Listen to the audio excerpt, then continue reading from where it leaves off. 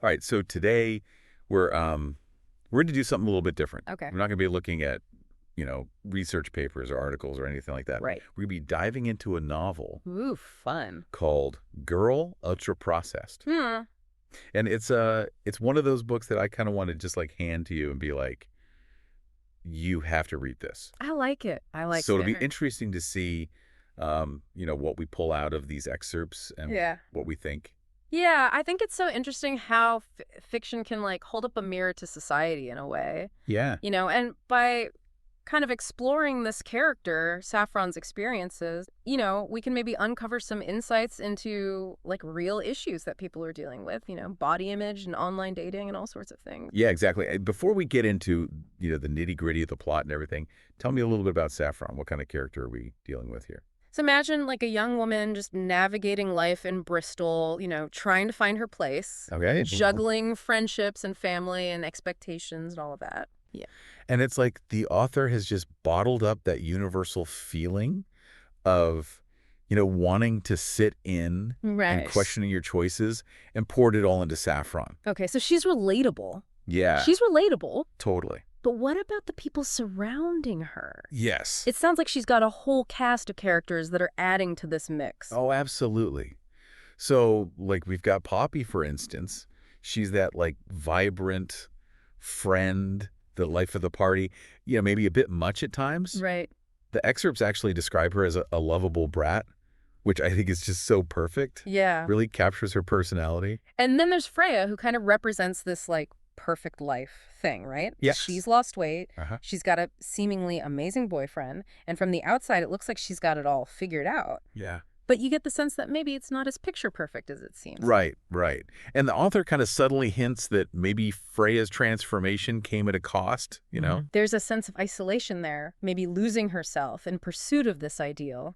And it makes you wonder, does achieving this ideal actually lead to happiness? Yeah, that's a good point. It makes me wonder if the book is kind of challenging those conventional notions of success and, fulfillment. Totally. And then there's Saffron's mother, Diane, who kind of adds another layer to this whole discussion of societal pressures, especially when it comes to body image. Right. She's completely fixated on dieting and pushes those values onto Saffron, almost like she's trying to live vicariously through her. It's interesting how the author uses those characters to kind of explore generational trauma. Right. Right? Yes. This idea that these unhealthy attitudes towards body image can be passed down Exactly. through families. It really makes you think about the long-lasting impact of those messages that we receive growing up. But amidst all of these, potentially negative influences, Saffron has her brother Otis and her housemate Toby, who seem to offer a different perspective. Yes. They seem to be those, like, genuine supportive relationships.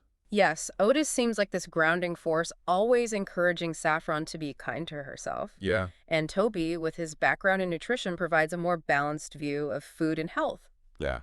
which is such a contrast to the restrictive diet culture that she often encounters. Speaking of diet culture, it seems like Saffron is caught in this cycle of trying to lose weight, Yeah. rejoining weight loss groups like SlimIt, and even experimenting with fad diets like Fast Off.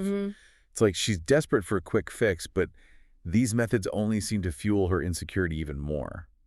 Yeah, and the author doesn't shy away from kind of the darker side of these weight loss trends. Yeah. We see Saffron experiencing embarrassing side effects, Yeah. spending money on products that don't really deliver on their promises. It's a harsh critique of an industry that profits from people's insecurities. Right. And this is where the whole, like, online persona thing comes in. Yes. Right. Saffron creates this alternate identity online named Sydney on this dating app called Reveal. And it's as if she's trying to escape the insecurities that she feels in real life by crafting this, like, confident, desirable online persona. It's so fascinating because it makes you wonder about like the masks that we wear online and how those personas can be both liberating but also deceptive. Right. Is Sydney like a genuine expression of Saffron's desires, Mm-hmm. or is she a product of the pressure to conform to certain ideals, That's a great question. It's like she's trying on different identities to see what fits, which I think a lot of people can relate to, especially when it comes to online dating. Totally, and that's what makes the story so compelling, Yeah. It tackles these universal experiences and presents them in a way that feels both personal and insightful. It's like the author's inviting us to examine our own relationships with social media and body image Yeah. and this pressure to present a certain image to the world. You know what really struck me is the author's use of brands like Ozempic and Fast Offs. These aren't just like random details. They really ground the story in a reality that we're all familiar with. Totally. It's like the author is subtly commenting on how consumerism has become intertwined with our pursuit of self-worth. You're picking up on some really insightful details there, and I think that's just the tip of the iceberg. Yeah. The author weaves in so many layers of meaning, Yeah. both through the characters and the situations that they find themselves in. Okay, I'm officially hooked. But before we get too ahead of ourselves, I think we need to take a closer look at those relationships that are shaping Saffron's journey, Yes, especially her friendships with Poppy and Freya. absolutely. Those relationships seem to be like at the heart of the story. They highlight the complexities of female friendships, the joys and challenges of navigating different life stages, and how those dynamics impact our sense of self. I'm particularly curious about the contrast between Poppy's seemingly carefree personality and Freya's pursuit of perfection. It seems like they represent two very different paths, but both have their own set of challenges. Definitely. And don't forget about Saffron's complicated relationship with her mother. You know, that dynamic seems to be a driving force behind a lot of her insecurities. It's a reminder that family can be both a source of love and a breeding ground for anxieties. So we have a character struggling with body image, Yes. surrounded by this cast of personalities who each represent different aspects of societal pressure. It's like a pressure cooker of self-doubt and the need to fit in. Right. Where did the author take us from here? Well, that's where things get really interesting, but I don't want to spoil the fun just yet. Ugh, you're killing me. Yeah. All right, fine.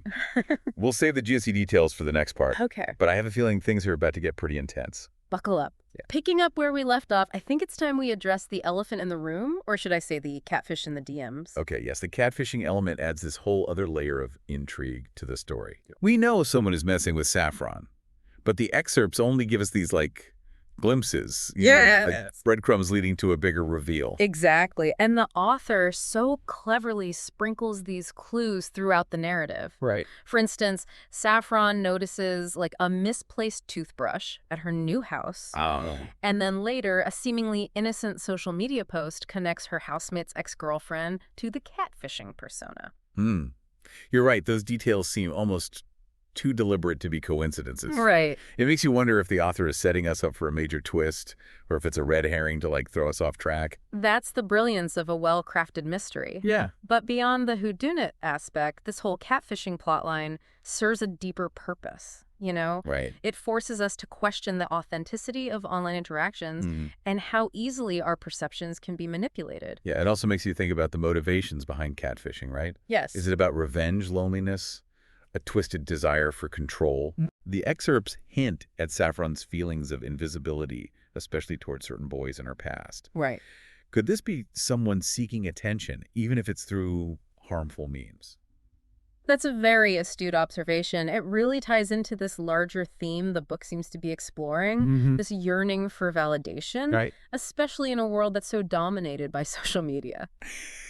And speaking of social media, I'm curious about this influencer character, Bliss Adaimi, who keeps popping up. Yes. She seems to represent a completely different perspective on body image and self-acceptance. Bliss is fascinating because she embodies the antithesis of everything Saffron is struggling with, you know? Yeah. She embraces her body, she challenges those unrealistic beauty standards, and uses her platform to call out harmful behaviors. It's almost like she's this, like, beacon of hope showing Saffron that there's another way to exist in this world. Exactly. Where appearance seems to dictate so much. Yeah, and she's not afraid to, like, hold others accountable, you know? Like, when she criticizes another influencer for promoting unhealthy weight loss products, Right. it raises this whole question of responsibility, Yeah. especially for those with large online followings. It definitely makes you think about the messages we consume online and how easily we can be swayed by trends or endorsements, even if they're not promoting healthy or ethical practices. Right. And as the story unfolds, we see Saffron starting to question the values that she's internalized, Right. particularly those passed down from her mother. Yeah. It's like she's slowly waking up to the realization that there's more to life than fitting into a certain mold. But it's not all serious introspection. Oh, of course not. The excerpts also have these moments of humor and relatable awkwardness Yes. that makes Saffron's struggles feel even more authentic. Absolutely. The author masterfully balances those heavier themes with lighter, often comedic moments. Yeah. Like, for example, Saffron's descriptions of the disastrous side effects from those fast-off shakes had me laughing out loud. Oh no, it's like the author is saying, hey, life is messy. Yes. And sometimes you just have to laugh at the absurdity of it all. Exactly. And amidst all the chaos, there's this glimmer of romance brewing between Saffron and Toby. Okay. He seems genuinely interested in her, not just for her appearance. Mm-hmm. And he challenges her to think differently about herself. Yeah. Plus, he makes delicious smoothies. What's not to love? Right. He does seem like a good egg, Yeah. but Saffron's insecurities and past experiences seem to be holding her back. Mm-hmm. It's like she's self-sabotaging before anything can even blossom. It makes you wonder if Saffron truly believes she's worthy of love and happiness. Right. This internal struggle is so relatable. Yeah. Even if we haven't all experienced catfishing or extreme dieting, Mm-hmm. it's a reminder that we all have our own baggage and that sometimes the biggest obstacles are the ones we create for ourselves. And just when you think Saffron might be taking a step forward, the catfishing situation explodes. We discover the person behind this fake online persona is none other than Jack, someone from Saffron's past. Talk about a bombshell. Right. This revelation completely shifts the dynamics Yeah. and adds this layer of emotional complexity to the whole situation. It makes you wonder about the motives. Right. Is this about revenge, unrequited feelings, or something even more twisted? Right. This twist also highlights how the past can linger even if we try to bury it, Mm-hmm. It forces Saffron and us as readers to confront those unresolved issues and Yeah. acknowledge how they can impact our present. Okay, so we have drama, we have humor, we have mystery, we have social commentary, It's all there. all wrapped up in this relatable coming-of-age story. Yes. I'm dying to know how the author ties all of these threads together. Well, that's where things get even more intriguing, but we'll have to save the grand finale for the next part. You're killing me with the suspense. All right, fine. We'll pause here and let our listeners stew in anticipation. Exactly. We've set the stage, we've laid out the key players, and hinted at the storm brewing on the horizon. Now it's time for the big reveal. But trust me, the payoff is worth the wait. Welcome back to our deep dive into Girl Ultra Processed. We left off on a pretty big cliffhanger. We did. Saffron just discovered that Jack, her former crush, is the one behind the whole catfishing scheme. Right. So what happens next? Well, it turns out the situation is even more tangled than we initially thought. Okay. The author throws another curveball our way, revealing that Freya is involved in the catfishing as well. Wait, seriously? Yes. Freya, the seemingly perfect one with the picture-perfect life? Yeah. I did not see that coming. It's a brilliant move by the author because it completely subverts our expectations. Right. We've been led to believe that Freya has it all figured out, Right. but this revelation shows that beneath that carefully curated facade, she's struggling with her own insecurities and demons. It's like the author is saying that appearances can be deceiving. And even those who seem to have it all together might be battling these internal struggles that we know nothing about. Precisely. And this ties back to one of the central themes we've been discussing. Right. This pressure to present a perfect image, especially online. Mm-hmm. Freya's involvement in the catfishing scheme highlights how social media can become this breeding ground for deception and manipulation. Yeah. All in the pursuit of validation and approval. It's like she's created this elaborate fantasy world, Right. complete with a fake engagement and a carefully curated online persona to escape the reality of her own unhappiness. And what's even more fascinating is how the author connects Freya's actions to the larger issue of diet culture. Right. We learned that Freya's extreme weight loss and obsession with maintaining a certain image have really taken a toll on her mental and physical well-being. It's a stark reminder that achieving society's definition of perfect doesn't necessarily equate to happiness or fulfillment. Right. And it makes you wonder if the pursuit of these unattainable ideals is actually a form of self-sabotage? But Saffron is also guilty of creating a false identity online with her Sydney persona. It's like everyone is caught in this web of deception, trying to be someone they're not to gain approval or escape their own reality. This parallel between Saffron and Freya is so insightful. Yeah. It shows how the desire for validation can manifest in different ways, Right. but ultimately it stems from this lack of self-acceptance. It's a powerful commentary on how social media can warp our perceptions of ourselves and others. But thankfully, the story doesn't leave us wallowing in despair. No, it doesn't. There's this turning point where Saffron decides to break free from this cycle of deception and self-doubt. Oh, absolutely. This scene where she stands up at her mom's celebration of self event Yes. and publicly confronts the catfishing and her own struggles with body image is incredibly powerful. It's such a powerful scene. It's like she's finally reclaiming her narrative, Mm-hmm. refusing to be defined by others' expectations or the pressures of social media. Exactly.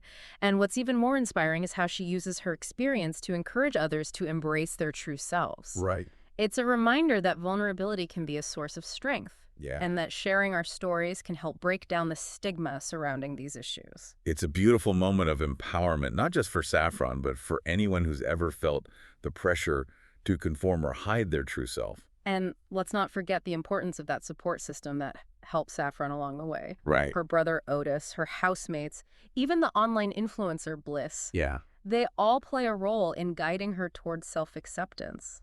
It's a reminder that we don't have to navigate these challenges alone. Right. There are people who love and support us, Mm-hmm. even when we make mistakes or struggle to see our own worth.